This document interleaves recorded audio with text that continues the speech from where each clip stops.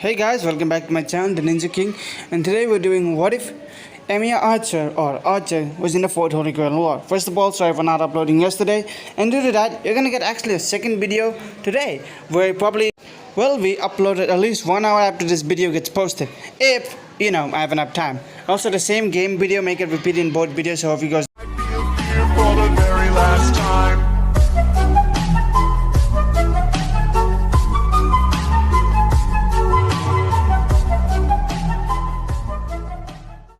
So before we straight up start the what if, I had to write this script, three goddamn times. God, I hate myself for this. Mostly because the first two times when I wrote this script, they all were, really weird. My first thought was to have Archer be summoned, as a free servant by the counterforce. Mostly because I had Angramani's bullshit happened, I don't know. Second was that Zero traveled back in time with all of Archer's power and participated at the Fourth Holy Grail War as more of a servant with the vessel. Basically becoming a pseudo-servant like Mass, but with his future self. But both plots seemed way too close to the movie Out Under the Sun. Basically another one of Fate's franchise from the Iliaverse. So yeah, I scrapped both of those ideas and finally made a script that actually works with the Fate franchise. Jesus Christ, it took me a long time. Now, hope you guys like to know how this starts, actually. Let's get on with the what if. The Tosaka family was a proud Megas family in the year of Fuyuki, that is, during the Fourth Holy Grail War. Their expenses was destroyed, their head died, and one of the children was given away. Well, that is what happened in the main timeline at least. Allow me to introduce myself. My name is Koras. I shall not give you my full form or what I truly am. But just now, I'm the overseer of this universe. Even though there's beings probably stronger than me, I govern this universe as it's pretty nice actually. So, I wanted to see what the difference is in this universe. And I have. It looks like it's interesting. But, I shouldn't waste any of your time anymore. Let us all get into this place. As we then zoom into a house. A man will be walking downstairs. This man would be the head of the current Tosaka family. Tokiomi Tosaka. Tokiomi Tosaka, if you look at the eyes of the mages and even the real world, was a proud figure, an elegant man with many rewards under his belt. He was a proud magus, and being part of one of the three head families of the Holy Grail War, one of the trees with the motto and the Ainsworth who created the Holy Grail War system, he was definitely nice. His family was wealthy, or at least that's what it looked like. In reality, Tosaka Mato's family wealth was already gone when he inherited the fortune of the family. Due to two Holy Grail War. In the Second Holy Grail War, they summoned a golden servant who he learned later on was the King of Heroes. He caused many problems for their family. And then in the Third Holy Grail War, due to the volatile servant of the Ainsworth, summoning an illegal servant which caused even more problem. Both wars didn't really go well after all. In the end, both the Tosaka family lost most of their wealth during this fight. But thanks to the 60 years of preparation, the family managed to get back its prestige and wealth. But a consequence is that to the Holy Grail War was one of the things. He didn't have a catalyst, so he had to rely on his luck. What should I do now? I think I have a way. The man looked at his arms and pulled out a pouch of gems. These were the last thing left. For the last 60 years, his family has been gathering mana on these gems, capable enough to do his summoning. He looked at all the gems as he starts placing them down, one by one, making it a pile. He saw that the time was 2 p.m., the perfect time when Mazes' magic energy was at its highest peak. And he just put them down. He thought this was not enough, so he went to his drawer before pulling them out. It was a heart-shaped necklace. He originally wanted this to give to his daughter, but he thinks she can use it later. So he decided to put in the summoning circle, as he then started to recant the summoning speech. Words, my will creates your body, and your sword creates my destiny. If you heed the Grail's call and obey my will and reason, Then answer my summoning! I hereby swear that I shall be all the good in the world, that I shall defeat all evil in the world. Then let thine eyes be clouded with the fog of turmoil and chaos. Thou, who art trapped in a cage of madness, and I, the summoner, who holds thy chains! Seventh heaven clad in the great words of power! Come forth from the circle of binding, guardian of scales!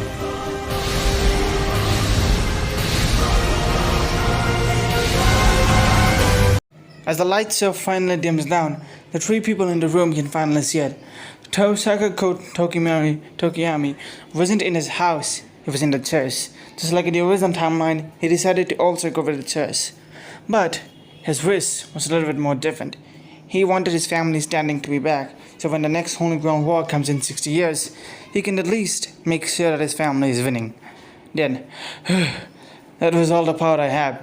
Kirei would be shocked, as a man would stand there with white hair spiked up, wearing what seems to be a metal-like armor almost, holding a bow and arrow with a white-like cape. I ask of you, are you my master? The man would then say, looking at Tokiyami and Kirei Kotomide and his father, immediately recognizing that he's not summoned in a typical way it was. He looks at Tokiyami before recognizing him almost like, so, he's Rin's father. I wasn't summoned by Rin and by him instead. Does that mean?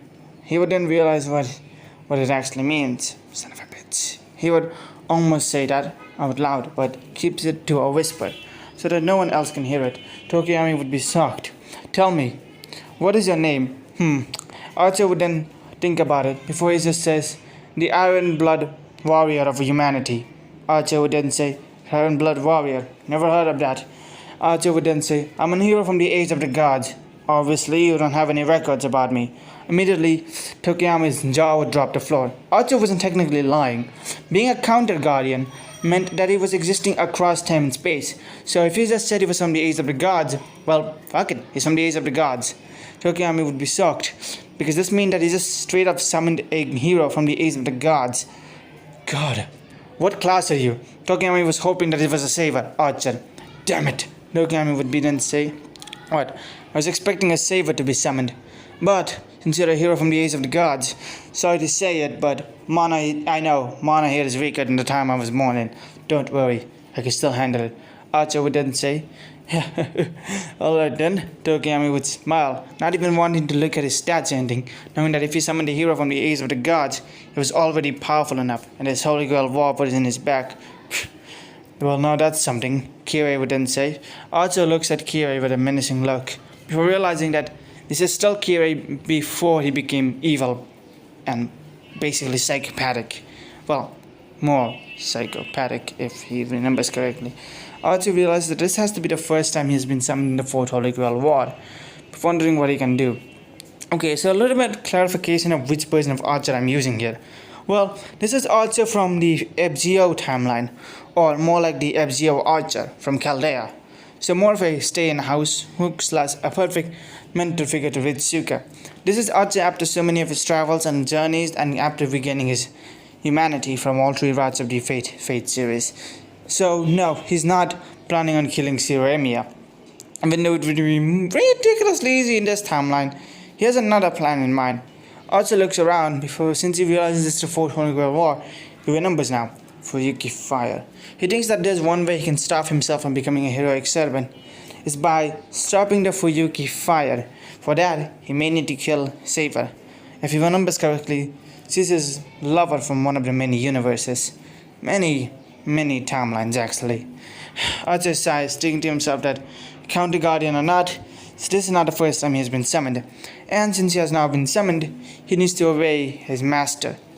Immediately, Kirei would then walk up to him, looking at him. So, are you a master too? Archer would then say, ready to pull his bow. Yes, he's a master, Tokiyama would then say. Archer would ready to pull his bow on Kotomide, but he's on my side. Archer would pull his bow down. Are you sure? He can be a threat. Not necessarily needed. For now, get yourself knowing with the modern day world if the Grail has given you an information. Of course, it has, Archer would then say, thinking to himself that he doesn't even need information. After all, he already lived in this era once and he can do it again, and has come back multiple times. Just a little bit. 10 years is not enough to change technology that much. So Archer already knows the layabouts of everything that's going to happen, not where everything is going to happen. The Grail doesn't give him information that has already existed across time and space. So, he thinks that the counterforces did it. Archer wonders how he was summoned again in this area, before he sees the heart-shaped pendant. I see. Well, they do say that the throne of hero exists across time and space. It does make a lot of sense, Archer would then say, thinking to himself, looking at the pendant. So, you used your gems as catalyst. Yes, but seeing that you were summoned, I'm gonna guess you mastered my personality. So, let's be elegant. I would say being elegant is okay, but sometimes you need to be a little bit more brawlers. May I ask? Kirei would then say. Yes, go ahead. What other classes can he be summoned as? I heard that some serpents can be summoned as multiple classes. Archer would think for a bit, remembering all the times he's been summoned as other classes.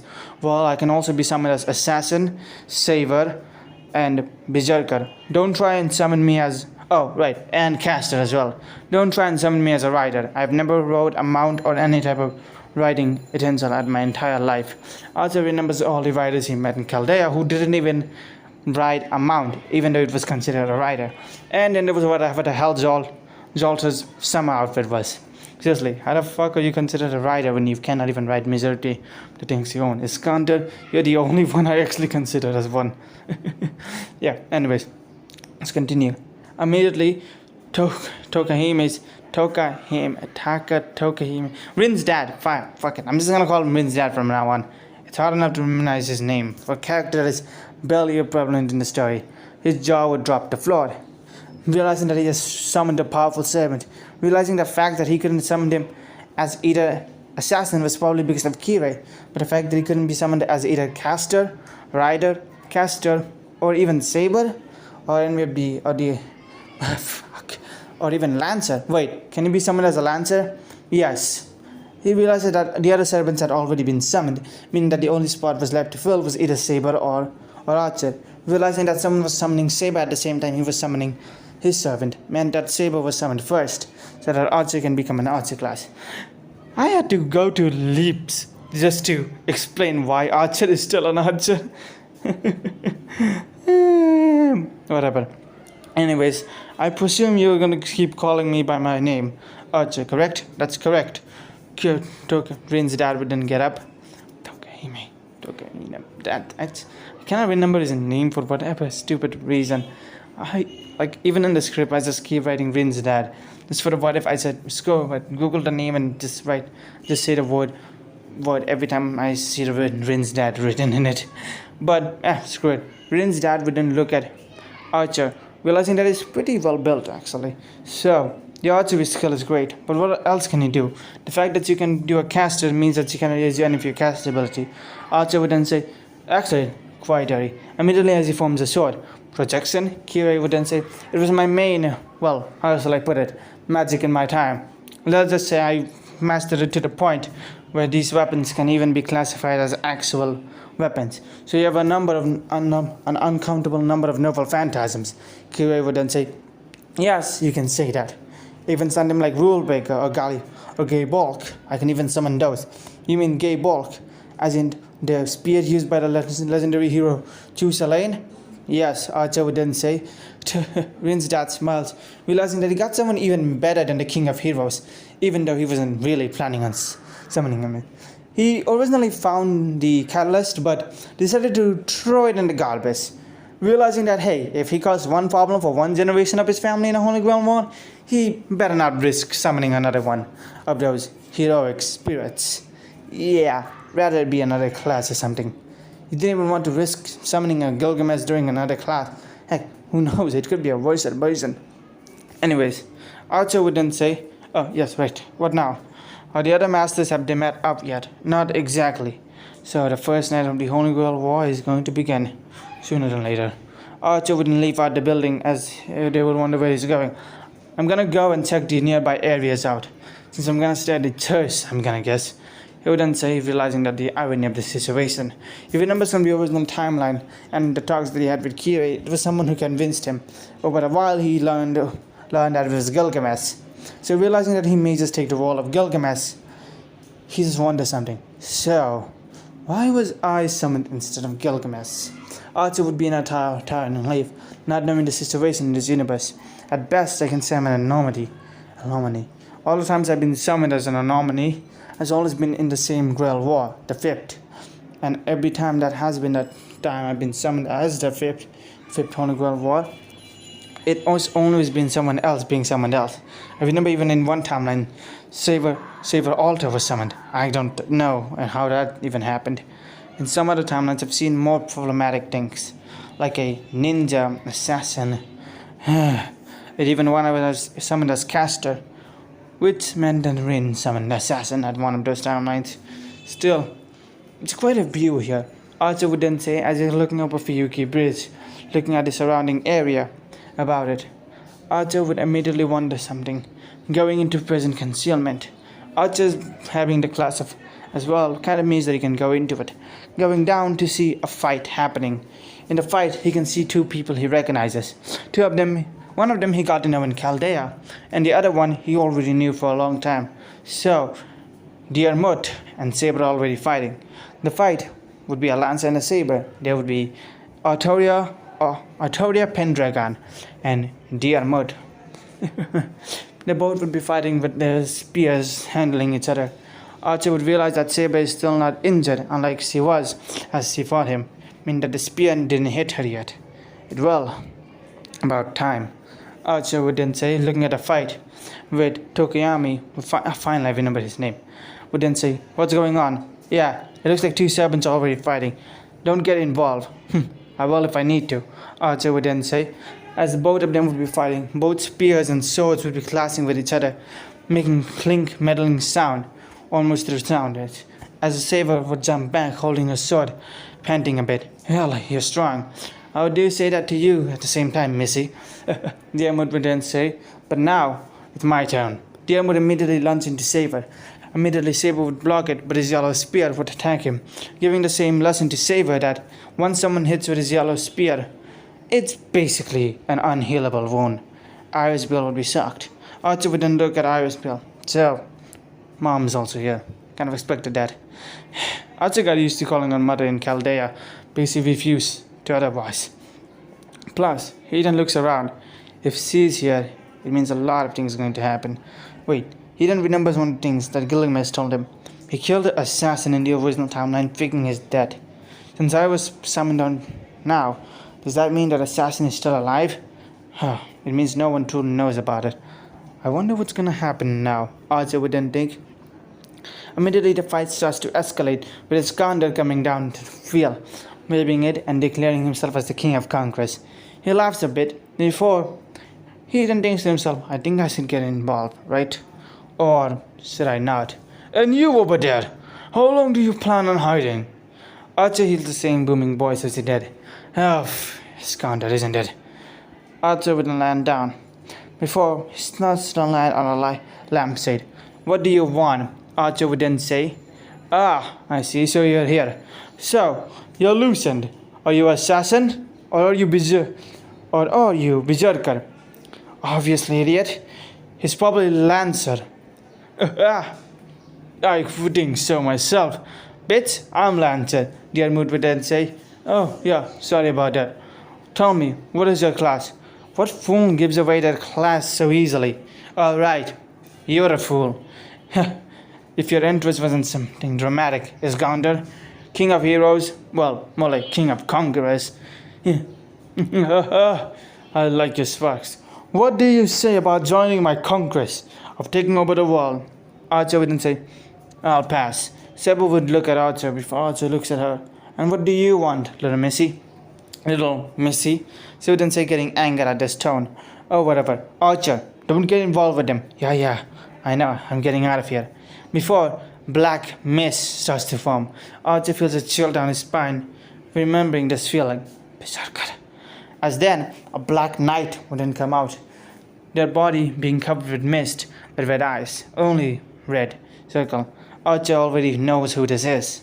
This is Lancelot. Immediately, Archer would immediately start it. Sorry, but I need to fight this one. Archer would pull out his bow and arrow before start shooting multiple arrows at the now known Berserker. As he shoots them, Berserker would grab one of them, spinning it around before shooting at him. Breaking the lamp, Archer would go down, not having the gate of Babylon as Gilgamesh did.